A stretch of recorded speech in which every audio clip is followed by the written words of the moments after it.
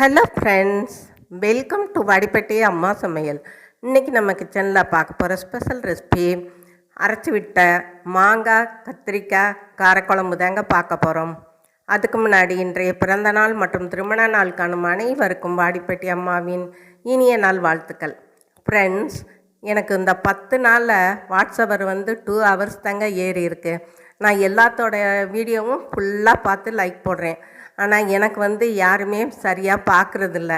ரொம்ப மனசு வேதனையாக இருக்குது. இனிமேல் நீங்கள் பார்த்தா ஃபுல்லாக பாருங்கள், இல்லாட்டி கமெண்ட் போடவே தேவையில்லைங்க. வாங்க நம்ம வீடியோக்குள்ளே போகலாம். இப்போ ஒரு கடாயில் 2 ஸ்பூன் மல்லி எடுத்துக்கலாம், கொத்தமல்லி. அதை லைட்டாக வறுத்துட்டு 1/4 டீஸ்பூன் மிளகு, 1/4 டீஸ்பூன் ஜீரகம், 1/4 டீஸ்பூன் சோம்பு சேர்த்துக்கலாம். சேர்த்துட்டு நம்ம வறுத்துக்கலாம். சும்மா எண்ணெய் ஊற்றாமல் வெறும் கடாயில் வறுக்கணும். இப்போ நல்லா வறுபட்டுருச்சு. அதை ஒரு பிளேட்டுக்கு மாற்றிடுவோம், நல்லா ஆறட்டும். இப்போ அதே கடாயில் 1 ஸ்பூன் எண்ணெய் விட்டு வெங்காயம், நான் இன்றைக்கி சின்ன வெங்காயந்தே போட்டிருக்கேன், ரொம்ப நல்லாயிருக்கும் காரக்குழம்புக்கு. இப்போ கருவேப்பிலை கொஞ்சம், 2 தக்காளி பொடியாக கட் பண்ணி நம்ம சேர்த்துக்கலாம். சேர்த்துட்டு நல்லா வதக்கி விட்டுக்கலாம். இப்போ உப்பும் சேர்த்துக்கிடுவோம். சேர்த்தா சட்டுன்னு சீக்கிரம் வதங்கிடும். இப்போ நல்லா வதங்கிட்டுருக்கு. இந்த ஸ்டேஜில் நம்ம கொஞ்சமாக தேங்காய்ச்சீல் பல்லாக நறுக்கி போட்டுக்கலாம். போட்டுட்டு கிளறி கொடுத்துட்டு அடுப்பை நம்ம ஆஃப் பண்ணிடுவோம், ஆறட்டும். இப்போ நம்ம மல்லி, மிளகு, ஜீரகம், சோம்பு அதை வறுத்துருக்கோம் இல்லையா, அதை நல்லா பொடி பண்ணிட்டு வந்துடுவோம். இப்போ இதுவும் ஆறிடுச்சு. நம்ம மிக்சியில் போட்டு நல்லா பேஸ்ட்டாக அரைச்சிட்டு வந்துக்கலாம். இப்போ ஒரு கடாயில் நல்லா 3 ஸ்பூன் எண்ணெய் விட்டு கடுகு, கொஞ்சம் வெந்தயம் எல்லாம் போட்டு பொரியவும், சின்ன வெங்காயம் ஒரு 10 வெங்காயம், கருவேப்பிலை போட்டு நல்லா வதக்கிடுவோம். வெள்ளைப்பூடு ஒரு 4-5 போட்டுக்கலாம்.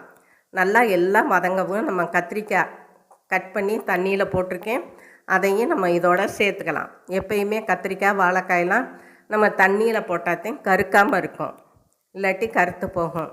இப்போ இந்த எண்ணெயிலே நம்ம இந்த கத்திரிக்காயை நல்லா வதக்கி விடணுங்க. இப்போ கொஞ்சம் நம்ம தேவையான உப்பு போட்டுக்கலாம். ஃபஸ்ட்டு கொஞ்சமாகத்தையும் போட்டேன், அதனால் இப்போ கொஞ்சம் போட்டுட்டு 1/4 டீஸ்பூன் மஞ்சத்தூள், 1/2 ஸ்பூன் தனி மிளகாய்த்தூள், 1/2 ஸ்பூன் மல்லித்தூள் சேர்த்துக்கலாம். சேர்த்துட்டு நல்லா கிளறி கொடுத்துக்குருவோம் அந்த எண்ணெயிலேயே. இப்போ 1 நிமிஷம் கிளறியாச்சு. நம்ம அரைச்சி வச்சுருக்க பேஸ்ட்டை இதோடு சேர்த்துட்டு திருப்பி நம்ம நல்லா கலந்து விட்டுக்கலாம்.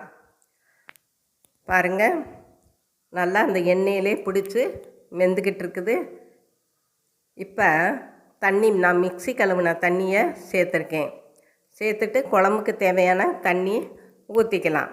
ஊற்றிட்டு நல்லா திருப்பி ஒரு கிளறி கொடுத்துக்குருவோம். இப்போ நல்லா கிளறி கொடுத்தாச்சு. இப்போ மூடி போட்டுருவோம். ஒரு 7-8 நிமிஷம் இருக்கட்டும். பாருங்கள், நல்லா வெந்து போய் சூப்பராக இருக்குது குழம்பு. பார்க்கையிலேயே தகன்னு இருக்குது பாருங்கள். அப்படியே நம்ம சாதம், இட்லி எல்லாத்துக்குமே வச்சுக்கலாம், அவ்வளோ டேஸ்ட்டாக இருக்குங்க. பார்க்கும்போதே உங்களுக்கு எச்சி ஊறும், அந்த அளவுக்கு இருக்குது.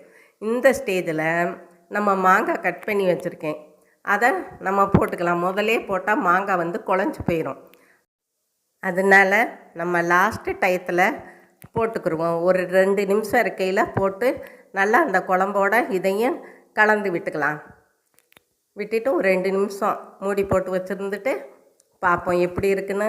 ஆஹா, அருமையான அரைச்சி விட்ட மாங்காய் கத்திரிக்காய் போட்ட குழம்பு ஜம்முன்னு ரெடி ஆயிடுச்சு. நான் எவ்வளோதான் தண்ணி ஊற்றினாலும் என்னோடய கைப்பக்குவத்துக்கு இந்த மாதிரி தாங்க வருது, கெட்டியாக சூப்பராக இருக்குங்க. இப்போ கொத்தமல்லி தழை கொஞ்சம் கிளறி கொடுத்துக்கலாம். உங்களுக்கு தேவைன்னா நீங்கள் இன்னும் தண்ணியாக நீங்கள் வச்சுக்கலாம். எனக்கு இப்படித்தான் வருது, எம்பிட்டு தண்ணி ஊற்றினாலும். அவ்வளோதாங்க. இப்போ ஒரு பிளேட்டுக்கு நம்ம மாற்றிக்கலாம். இதுவரை சப்ஸ்கிரைப் பண்ணாதவங்க சப்ஸ்கிரைப் பண்ணுங்கப்பா. பெல் பட்டனை தொடுங்க, லைக் பண்ணுங்கள், ஷேர் பண்ணுங்கள், கமெண்ட் பண்ணுங்கள். நீங்களும் உங்கள் வீட்டில் ட்ரை பண்ணுங்கள், சாப்பிடுங்க, சந்தோஷமாக இருங்க. நன்றி, வணக்கம்.